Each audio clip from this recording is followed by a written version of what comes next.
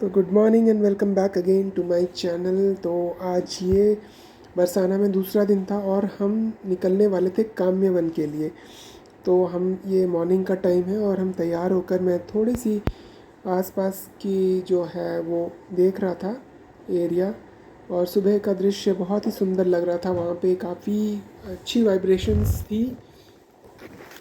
और हमें फिर जल्दी से हमने एक्चुअली रात को ही ऑटो फिक्स कर कर रखा हुआ था। और फिर वो ऑटो वाले से रात को ही बात हो गई थी और फिर वो बिल्कुल टाइम पे ही आ गए थे नीचे। और इनफैक्ट वो जल्दी ही आ गए थे और हमारे लिए वेट कर रहे थे। तो हम फटाफट से निकले। अराउंड 5 बज रहा था और 5 बजे हम नीचे वेट कर रहे थे वहाँ पे। तो धीरे से फिर हमें गेट के पास वो मिल ही गए थे। बरसाना का जो एंट्रेंस होता है वहीं पे ही वो वहाँ पे मिल गए थे। तो फिर हमने अपनी यात्रा शुरू की काम्यवन का। हम बहुत ज़्यादा एक्साइटेड थे क्योंकि काफ़ी दिन का प्लान था ये। और कई सारी चीज़ें एक्सप्लोर करनी थी वहाँ पर, काफ़ी चीज़ें देखनी थी हमें। तो फाइनली हम पहुँच चुके थे काम्यवन। ये आप देख सकते हैं कितना सुंदर बोर्ड लगा हुआ था। सबसे पहले हमें दर्शन करने थे विमल कुंड के। और विमल कुंड ये बिल्कुल शांत और इतना पीसफुल एरिया था कि आप सोच नहीं सकते। मतलब इट्स लाइक यहाँ पे आप बैठ के मेडिटेशन, माला और कई तरह की स्पिरिचुअल एक्टिविटीज़ आप कर सकते हैं। तो ये हम सबसे पहले पहुँचे थे कुंड के पास। तो कुंड के पास जाते साथ ही पंडा जी यहाँ पर आ गए थे और सारी स्टोरीज़ बताने लगे थे। लेकिन मैं अपना शूट करने में ही बिज़ी था। तो ये विमल कुंड की स्टोरी ऐसी है कि श्री कृष्ण ने राजा विमल की 16,000 जो पुत्रियां थी की इच्छा पूरा करने के लिए काम्यवन में रासलीला किया। और जिससे उनके प्रेम पूर्वक आंसुओं से इस कुंड का निर्माण हो गया और इसीलिए इसका नाम विमल कुंड पड़ा। इस कुंड में स्नान करने से सारे पाप नष्ट हो जाते हैं। और इसको एक्चुअली तीर्थराज भी कहा जाता है। ऐसी मान्यता ये भी है कि भगवान श्री कृष्ण ने राजा विमल की 16,000 पुत्रियों से रासलीला की और उनके प्रेम पूर्वक आंसुओं से विमल कुंड का निर्माण हो गया। तो आदि वराह पुराण के अनुसार विमल कुंड में स्नान करने से मनुष्य के सभी पाप नष्ट हो जाते हैं। इसे तीर्थराज भी कहा जाता है और यह ब्रज 84 कोस का एक महत्वपूर्ण पड़ाव है।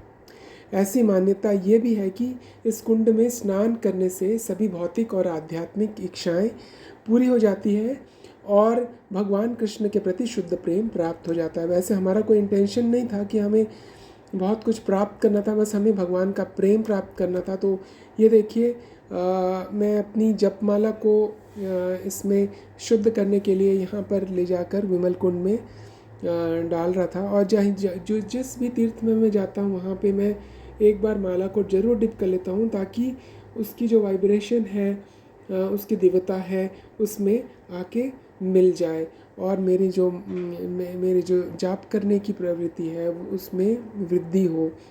तो ऐसे करते करते ये सारी जगह एक्सप्लोर हम कर चुके थे और ये बार बार मैं डिप कर रहा था तो मेरा मन ही नहीं भर रहा था एक्चुअली। तो काफ़ी सुंदर दृश्य था आसपास के एरिया।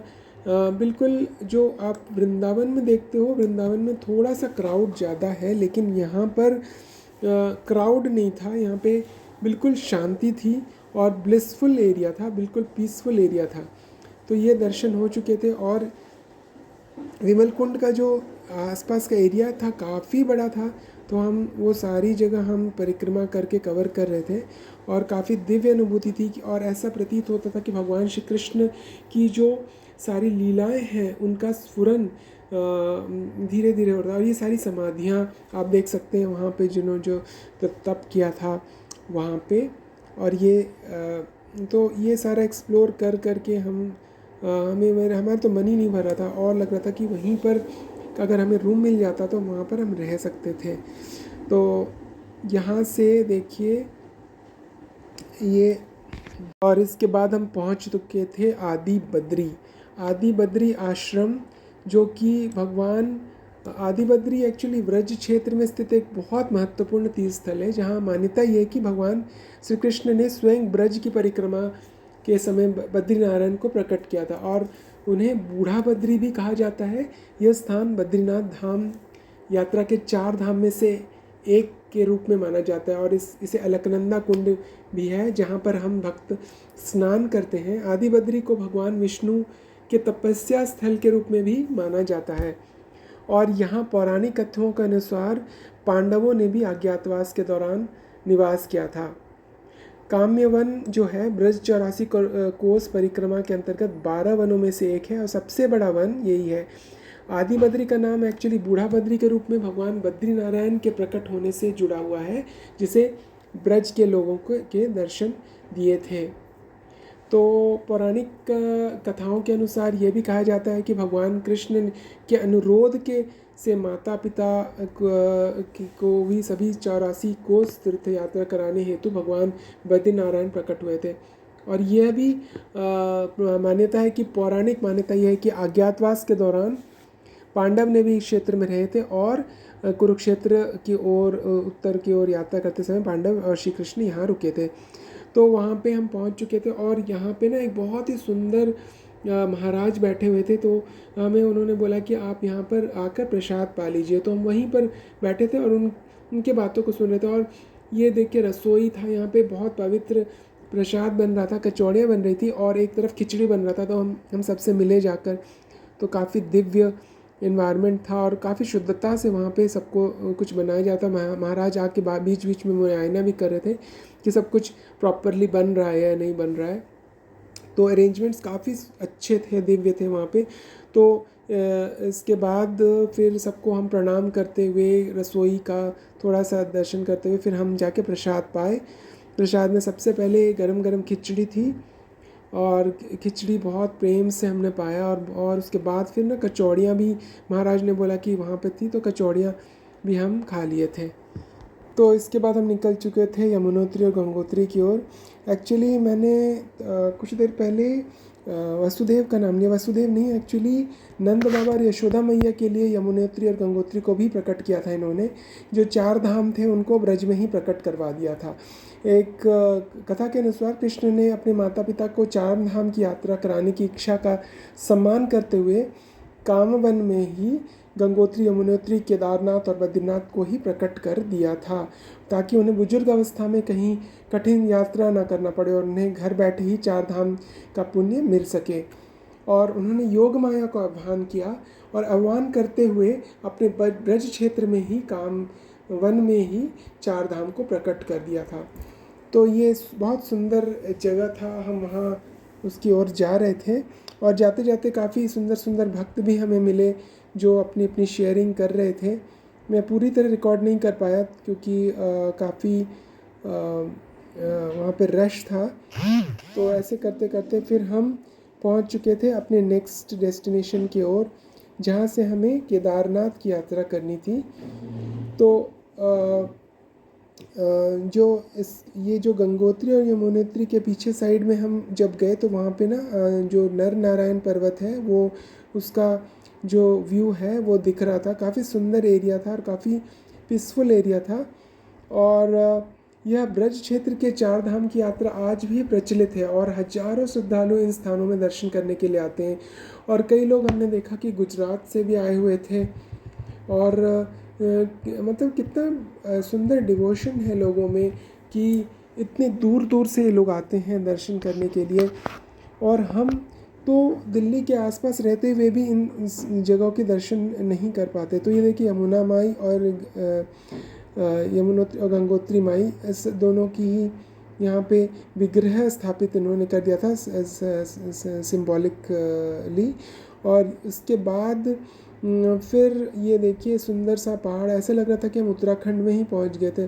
काफ़ी सुंदर दृश्य था और काफ़ी पीसफुल लग रहा था वहाँ पे। और उसके बाद हम पहुँचे गौशाला में। गौशाला में ये गाय, बहुत प्यारी प्यारी गाय थी वहाँ पे।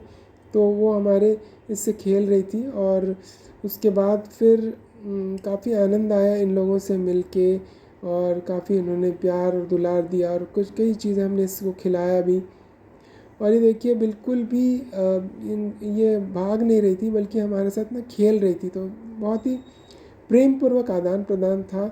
और कुछ देर बाद उन्होंने हमें छाछ पिलाया। छाछ जो प्रसाद रूप में सुबह भगवान को ऑफ़र किया गया था वो। और इसके आगे एक कुंड पड़ रहा था, मुझे नाम तो याद नहीं इसका, लेकिन काफ़ी सुंदर कुंड था। तो मैंने वैसे एक क्लिपिंग यहाँ की ले ली।